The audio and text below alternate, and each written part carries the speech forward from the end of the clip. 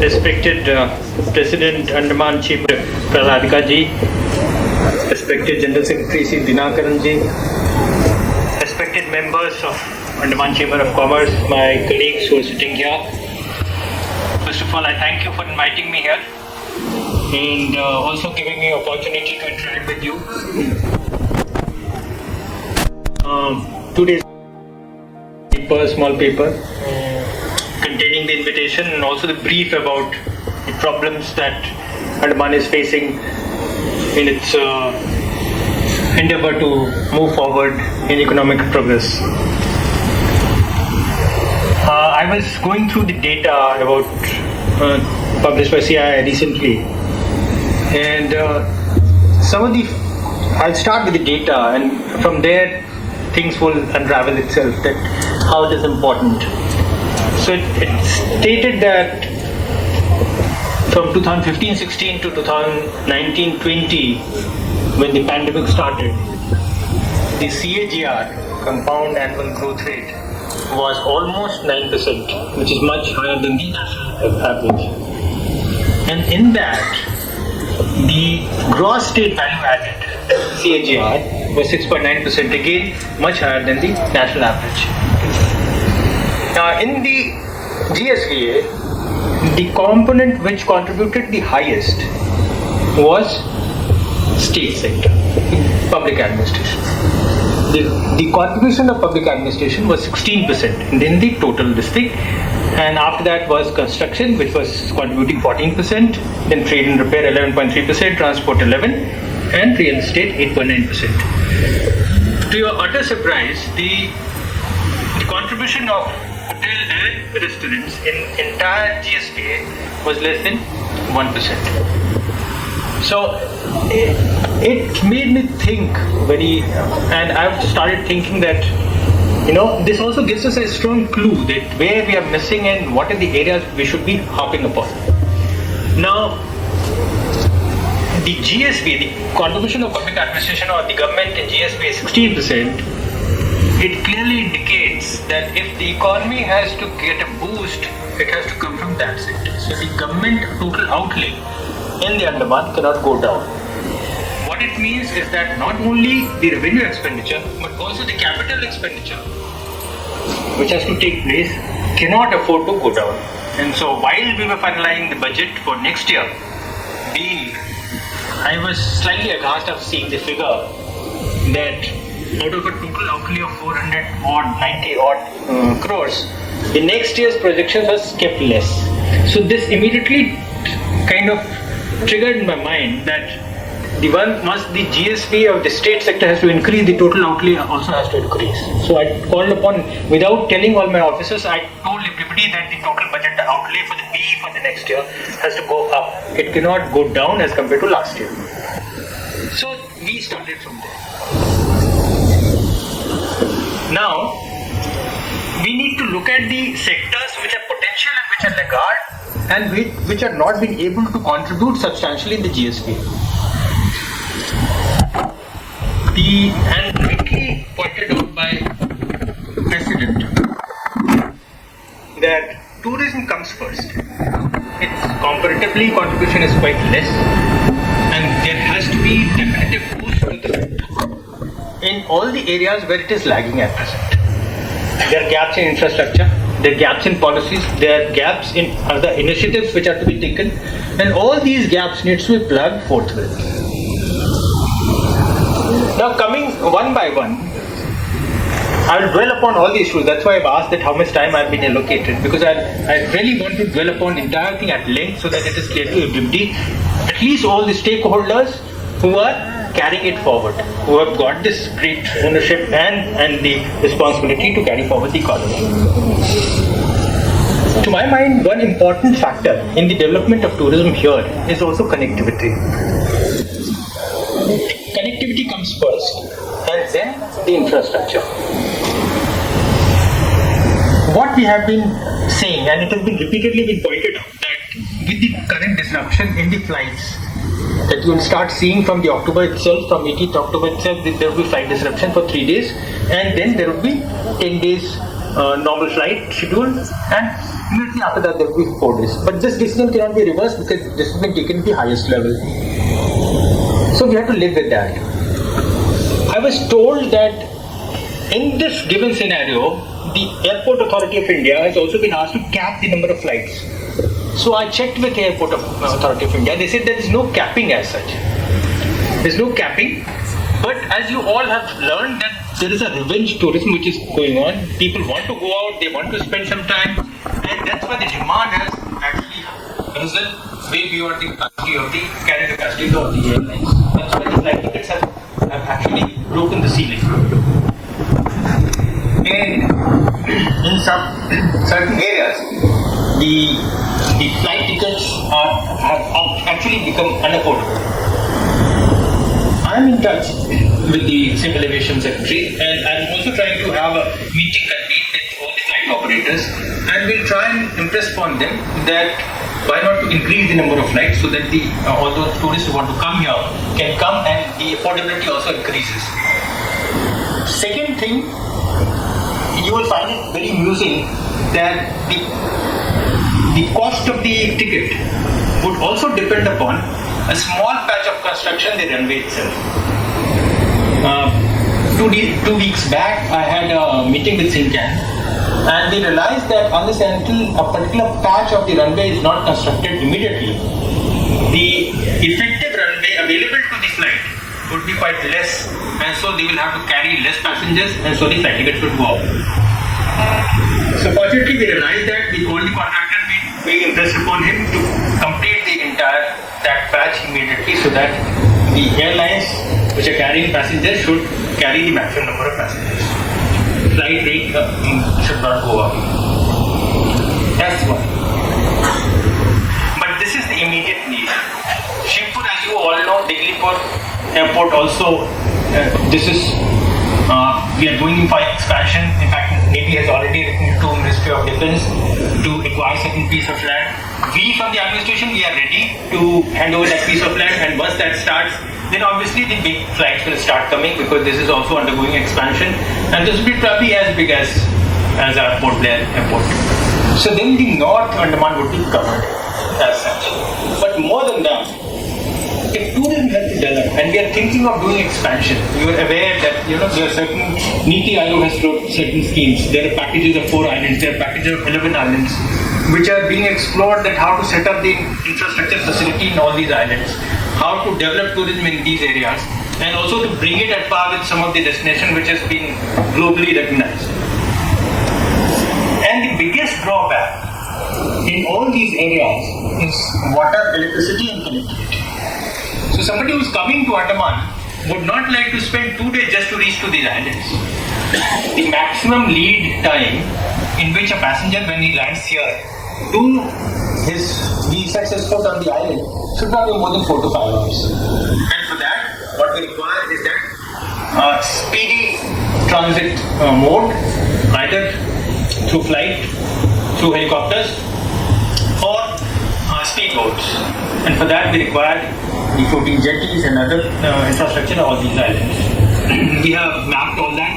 We are trying to set up, and we are also, whenever we are going to market, we are telling the private investors that, see, it is not only the cost of infrastructure which you need to bear, but also the cost of the connectivity at times which you need to bear for putting up these kind of infrastructure. You all know that twice this has been floated and twice there's hardly been any takers. So we are constantly in touch with the private sector, private investors, and we have taken their suggestion into consideration, and we are trying to reform all the RFP parameters.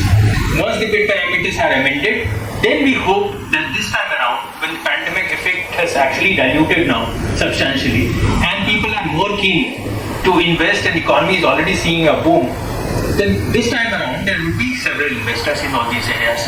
So hopefully, in fact 2 days back itself in the package of 11 islands, we had a long deliberations. Probably we would not be able to develop all 11 at the same time, but out of 11, even 4, there are takers for even 4.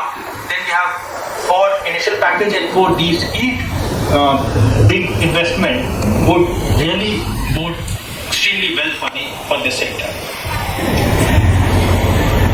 apart from that, I know there has been recurrent voice about the policy gaps, the policy about e-visa. That if we really want to open up Andaman and Nicobar, and especially from the countries which are neighboring countries, and these neighboring countries attract huge amount of tourists, and some of them obviously would also love to spend some time in Andamans and the pristine natural beauty, would love to come down, and only for the lack of e-visa facility there is some hesitation. So again, there are two factors. One is that the foreign airlines are to be in fact persuaded to come here, and second is that e-visa facility is to be cleared. Considering it's a strategic island, there would be resistance from the MEA, but I'm already making a headway. I'm talking to people, and there I'm quite confident that probably in some time, when we have some facility, we'll be able to promote and have this e-visa facility to a select group of countries at least. Yeah. Second was the yacht policy, which is hanging fire for some time now. Last time also, when the delegates met me, they told me, though I had initial my own reservation about yacht tourism, but you have dispelled it and you told me that probably this is not as bad as you think. So I go by you, and we are going to finalize this yacht policy.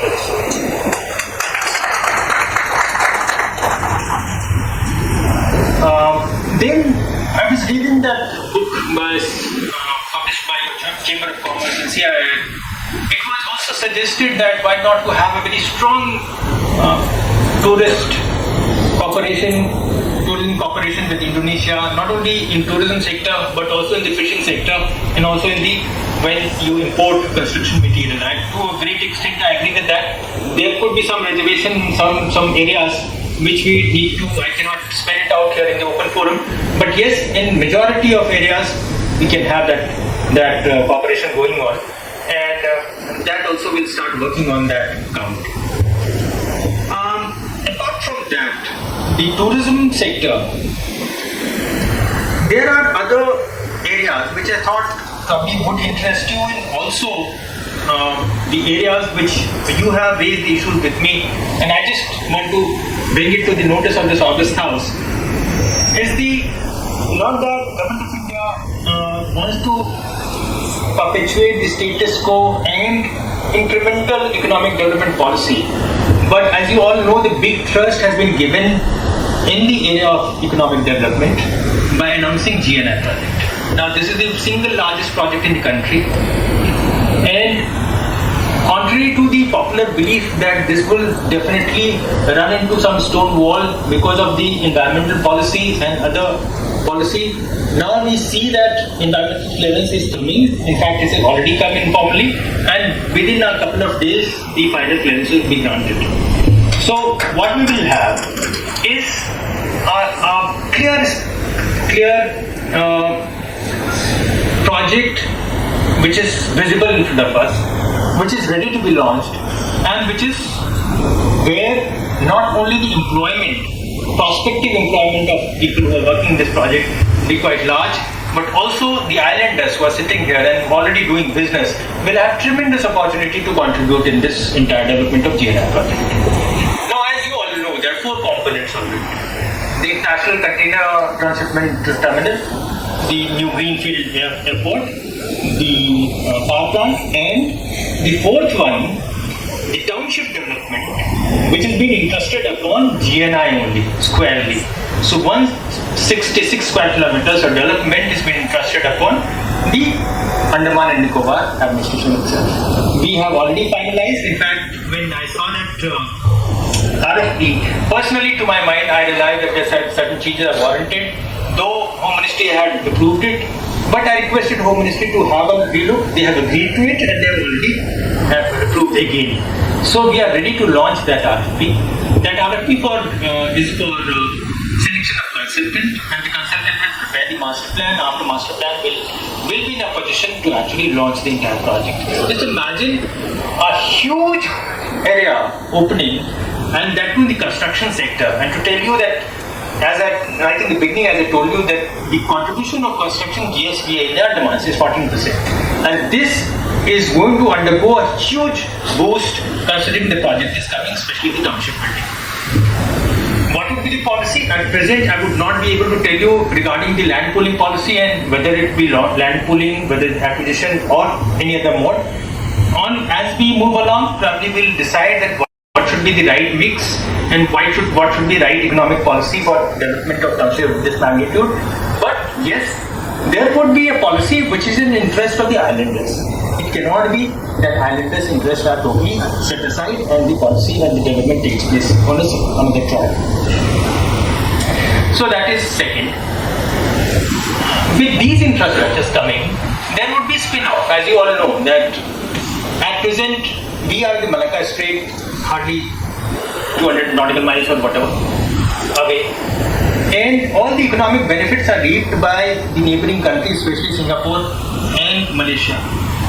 Here, as we are on this route, ICT3, to my mind, would be a game changer for the entire Indian economy, not only economy. And so, if it is going to contribute so substantially for the Indian economy, you can imagine what impact it will have on the economy of the island itself.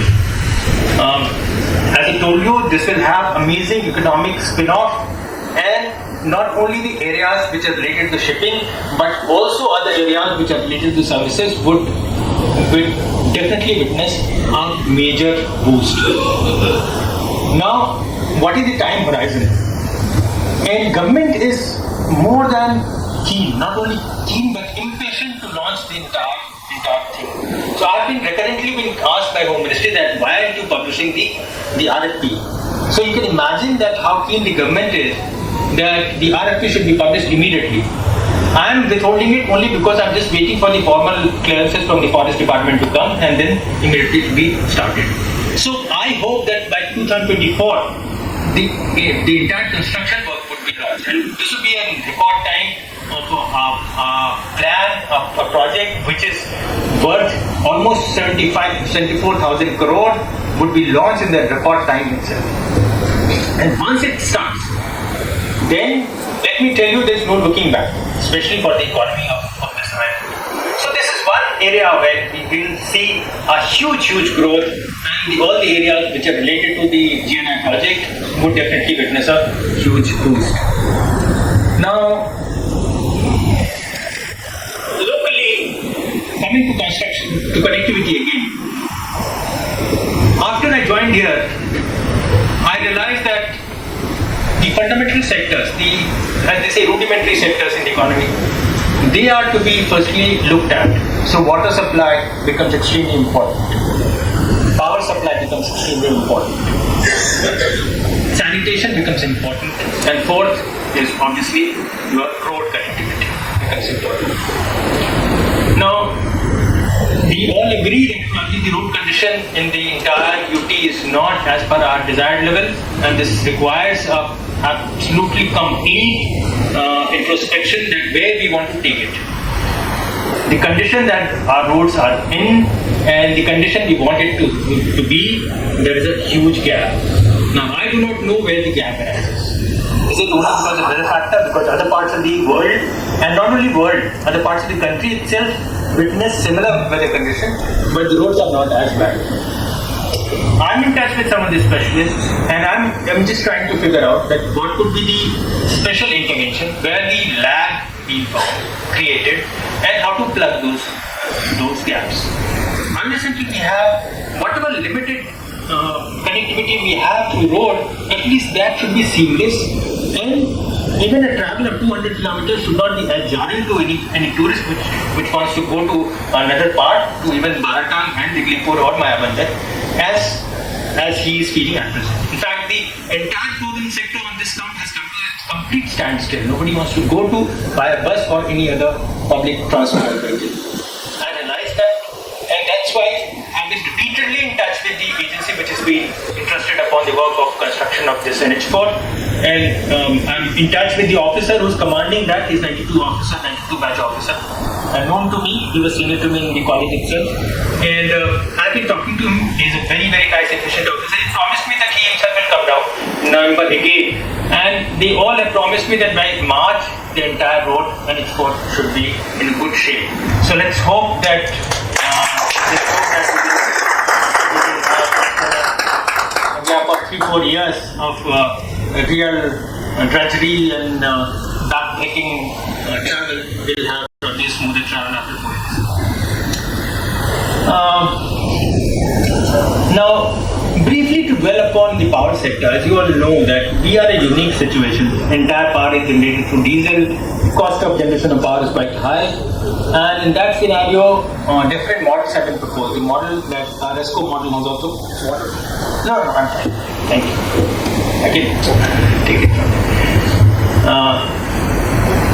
Actually, the power sector. So, power sector, we are in a unique position. So, entire power is generated through diesel. And the cost, obviously, the cost of producing power is quite high. The gap between the cost of generation and, thank you so much. The cost of generation and cost of supply is quite high, and it ranges to the tune of 16 rupees per unit. Now, this is highly unaffordable, but thanks to the Government of India and subsidy policy, that we are able to get power.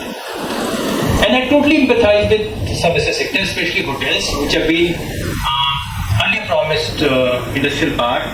Now they have to pay commercial power. But I do not want to tell you that what is the reason, and I do not want to promise you something that it will be rolled back. It would not be rolled back, probably in the near future. But yes, this is one area which is on my mind, and I'll definitely work upon it. There are complications. There are complications in the entire issue, and most of you are aware about the complications. But we'll try and overcome those complications, and we'll try and find a fair policy in which these sectors, which is at present not been able to contribute substantially, would also be able to contribute, and the power sector and power tariff should not become a burden in that endeavor. So that is one. Power sector, again, that is about GENCO, and then immediate issue which will be pointed out, that what will happen to the 50 megawatt power plant which NTPC was to construct. I was told that there are 3 parts of it. NTPC is already floated tender, and they have already received the bids, and they are evaluating the bids. That is some 15 days back. So we hope that they have found selected one bidder, and very soon we'll see the construction starting. But as they are saying that there will be some lead time between construction and the finalization of bid, so let's see. Next time around, I'm proposing to have a meeting with Power Ministry officials, especially NTPC. Also, this is the sector which, to my mind, requires a complete overhaul. The present dispensation somehow is not able to manage the entire power infrastructure itself. Though they have been somehow managing to provide power, though it's not a quality power with lots of fluctuation, and at times there is a gap in the production itself. But what we require is a very, very sound system, especially when there are 2-3 modes of power generation have merged together. Now you have 20 megawatt plant which is already solar based, and you have substantial 36-37 megawatt plant which is generated through diesel gensets. Now, as you know that there is no battery capacity which has been installed, and so the power predictability, especially the frequency predictability, becomes extremely hard. So it's a unique situation. You have extra generation, rise in frequency, so there is a power trip. There is sudden overcast, clouds coming, so generation goes down, lesser frequency, so again there is a power trip. So the extra generation, less generation, both times you will have power trip. Now, it's not a solution, it's not an insurmountable technical solution. It's a proposition where the solution can easily be found. Unfortunately, we have not been able to find that, and I'm in touch with all these experts in power. I'm talking to them that somehow, first time I'm seeing that even the extra generation, when the frequency goes up, then also we get power cuts. At least some solution can be found. A larger solution to my mind, that entire sector especially the half of entire Andaman, where NTPC had earlier agreed to take over the entire parts, sector generation and distribution, can be handed over to that. And NTPC being a PSU has its own capacity and strong capacity to see the functioning of power sector. And once it takes over, then probably without harming any of the employees who are already working here in our government, probably we can have that seamless transfer going on, and then probably power sector can start looking northwards. So that is second.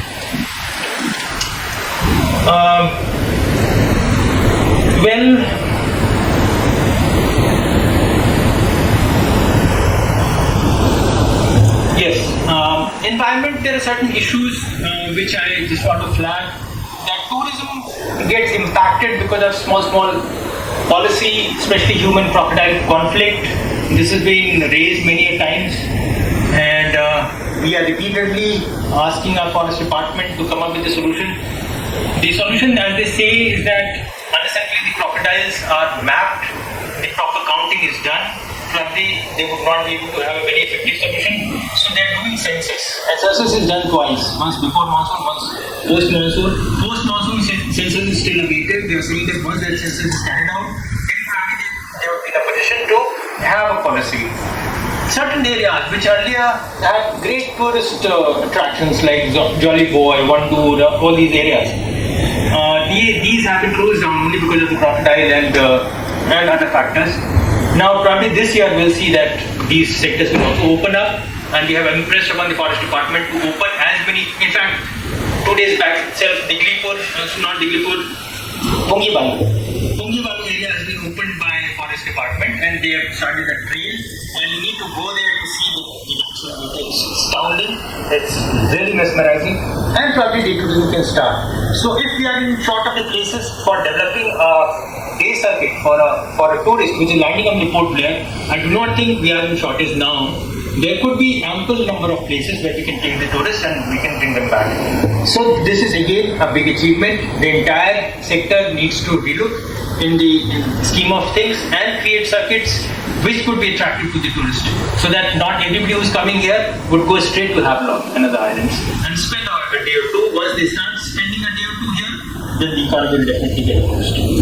So these are this is one area which I thought that I would like to emphasize.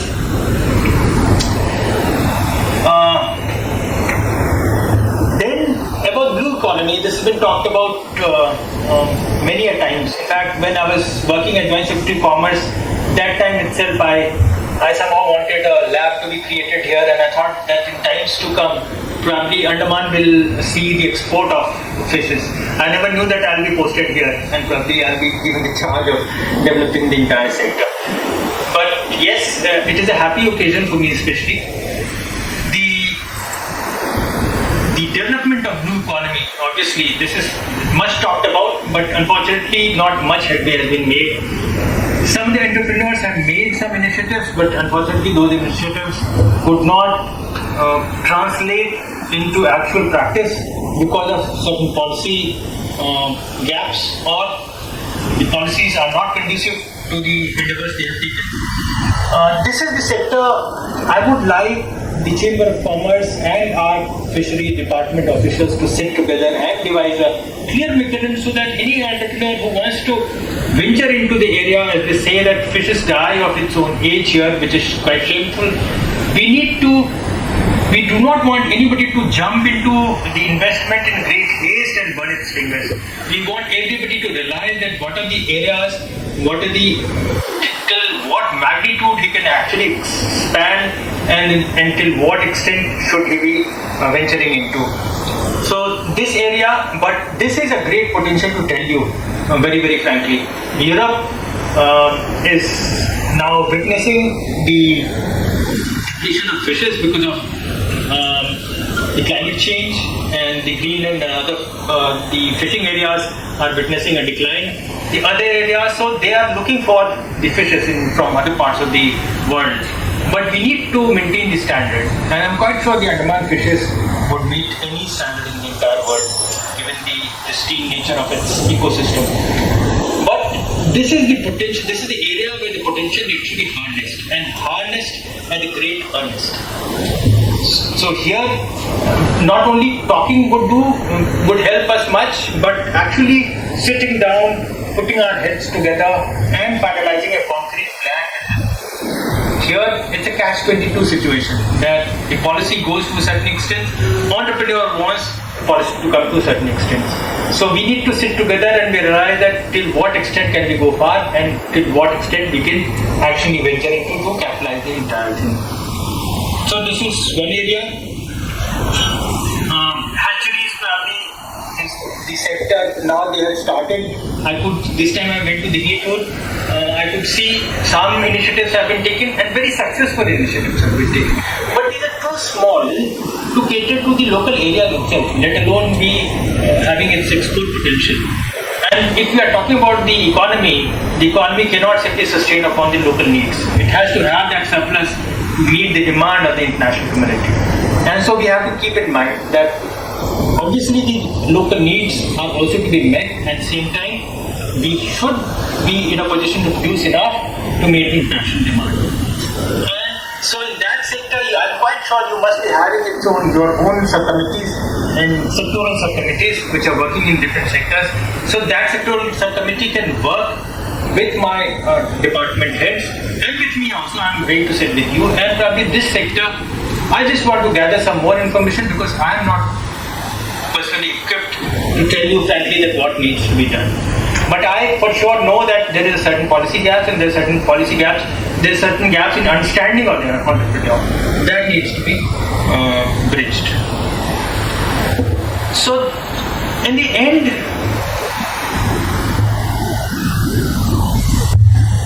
I also want to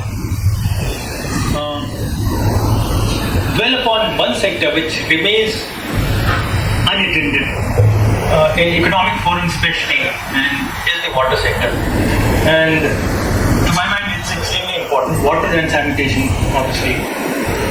To my mind it's extremely important, not only because I spent substantial part of my career in that sector, but also because I realize that this sector invariably impacts the economy very strongly.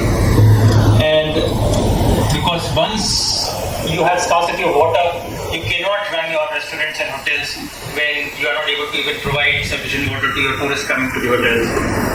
And so this area, again, considering that the natural sources of water in Ireland is few and far between, then rainwater harvesting, to my mind, in small storage tanks has its own limitations. It cannot go beyond certain level. You cannot store water for drinking purposes and store it for more than 3 months because start developing bacteria and all kinds of vectors. So you need to have a treatment plant at all such locations, then only you can supply water, which is again not a feasible proposition. At most what you can do is that have a water collection pond or big catchment area where, like Hanikari Dam, is a good solution for rainwater harvesting. Does not mean that we should stop rainwater harvesting. We must do that. Water for other purposes like horticultural purposes, for toilet purposes, for other, it can be used. But at the same time, once we have to overcome the crisis of water, potable water supply, then we need to actually look for areas where we can create much more bigger storage capacity and dams. I'm working on that. I'm working on that with great earnest. In fact, right after joining the administration, I've been harping upon this issue that water in 2022 should not be a situation and a problem for the island. And we need to come up with a very, very concrete policy and very concrete solution to the entire problem. It will take time. It will take time, but to my mind, what is important is to bring it to the fore and bring it to the consciousness of all the officers who are working that this is the main area where we need to dwell upon. This is the main area where we should be collectively working together to find a solution. And unless until we do that, certain problems get marginalized and they get overlooked. And so the priorities for the administration is to be absolutely clear that all these priorities should go in tandem with the endeavor of economic development. With these words, I thank you all for giving me opportunity and I wish you all the best in coming years. Thank you. नमस्कार, news आप तक में आप सभी का स्वागत है। मैं हूँ रोहित। इस वक्त हम खड़े हैं टीएसजी होटल के यहाँ पर। जैसा आप यहाँ पर देख सकते हैं, Andaman chamber of commerce and industry welcome Shri Keshav Chandra IAS chief secretary Andaman and Nicobar islands. और आज 52 एनुअल जनरल मीटिंग।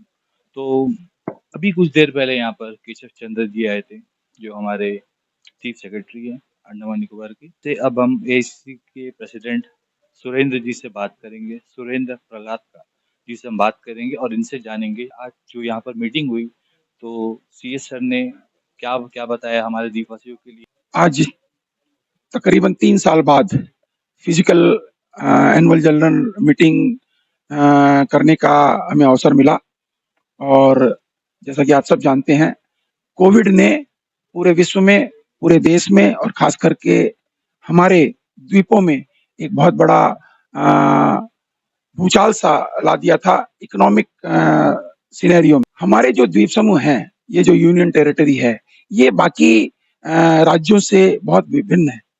यहाँ पर कोई भी इस तरह का कैटास्ट्रोफिक या इस तरह की जो अगर चीजें जैसा कि कोविड में हुआ या जिस तरह की सुनामी में हुआ, वो आने से हमारा जो सारा इकोनॉमिक सिस्टम है वो एकदम चरमरा जाता है। कोविड सुनामी के समय भी ऐसा ही हुआ और बाद में द्वीपवासी उसे भी झेल गए और हम दोबारा अपने पैरों पर आ गए। दोबारा सारी इकोनॉमिक एक्टिविटी दोबारा से शुरू हुई और इसी तरह कोविड में भी यही हुआ। पूरा का पूरा हमारा वो और बाकी सारी इकोनॉमिक एक्टिविटी एकदम ठप हो गई। इस कोविड के दौरान भी हमारे अंडमान चेंबर के मेंबर्स और जो भी सहयोगी संगठन है, हम सब मिलकर हमारे द्वीपवासियों के लिए जो भी संभव हुआ, चाहे वो ड्राई राशन बांटना हुआ, चाहे वेट किचन चलाना हुआ, चाहे 250-300 बेड जिनका कि हम पूना से, कलकत्ते से और अहमदाबाद से हम मंगाकर बेड तक बाकी सारी चीजें, दवाइयाँ, कंसंट्रेटर, मास्क, हर चीज जो भी जरूरी, जो कि नॉर्दर्न मोस्ट दिगलीपुर से लेके और सदर्न मोस्ट कैंपल बद तक के लोगों के लिए हमने पूरी चेष्टा की। चीफ सेक्रेटरी साहब ने आज कहा कि वो सारी चीज़ें उन्होंने उनका सबका संज्ञान लिया है और ये माना है कि टूरिज्म, फिशरीज, इंफ्रास्ट्रक्चर, शिपिंग, ये जो चारों सेक्टर्स हैं ये हमारे लिए बहुत ज़रूरी हैं और इनमें जो भी पॉलिसी में बदलाव होगा, जो भी इसमें निरंतरता की ज़रूरत होगी, जो भी इसमें स्पीडीनेस की ज़रूरत होगी, वो उसका पूरी तरह से आकलन कर रहे हैं। और हमारे साथ उन्होंने आश्वासन दिया है कि जो भी स्टेक होल्डर्स हैं उनके साथ वो बैठेंगे और इस मुद्दे को वो केंद्रीय मंत्रालय तक भी ले जाएंगे और जो भी संभव हो सकेगा कम से कम समय में इन सब चीज़ों का समाधान करने की कोशिश करेंगे। इसके अलावा एक बहुत सिल्वर लाइनिंग ये है कि भारत सरकार बहुत बड़ा निवेश, हिंदुस्तान का सबसे बड़ा निवेश यहाँ अंडमान निकोबार में करने जा रही है। उन्होंने आपने यहाँ देखा हाईवे जो कि हमको नॉर्दर्न मोस्ट आइलैंड्स दिगलीपुर तक जोड़ेगी। इसके अलावा कैंपल बे में जो GNI great Nicobar island projects हैं जो कि 75,000 करोड़ रुपया जो कि भारत सरकार ने ऑलरेडी सैंक्शन कर दिया है, उसका इन्वायरमेंटल क्लियरेंस इनफॉर्मल आ गया, फॉर्मल भी ये कुछ हफ्तों की बात है। अगर आ जाता है उसके बाद जैसा कि मुख्य सचिव साहब ने कहा कि 2024 तक इसका ग्राउंड जीरो पर काम आरंभ हो जाएगा। ये हमारे लिए बहुत ही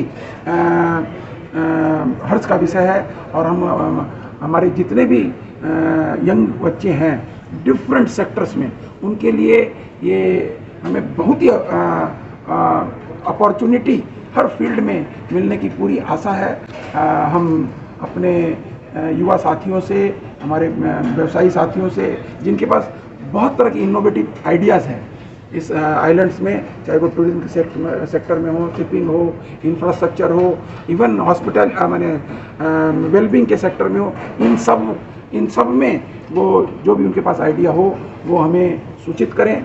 उनका डिटेल प्लान अगर वो उचित समय हम और हमारी जो जितने भी सहयोगी हैं, हमारी जो सब कमिटियाँ एक एक काम देख रही हैं, उनके साथ बैठकर हम पूरी तरह से उसकी जांच करेंगे और प्रशासन तक और हो सका तो हमारे जो CI और FICCI के माध्यम से हम केंद्रीय मंत्रालयों तक भी इन चीज़ों को पहुंचाएंगे और जितनी भी माने जल्दी से जल्दी पॉलिसी डिसीजंस हो और हमें इन बातों का लाभ मिले, उसके लिए हम पूरा प्रयास करेंगे।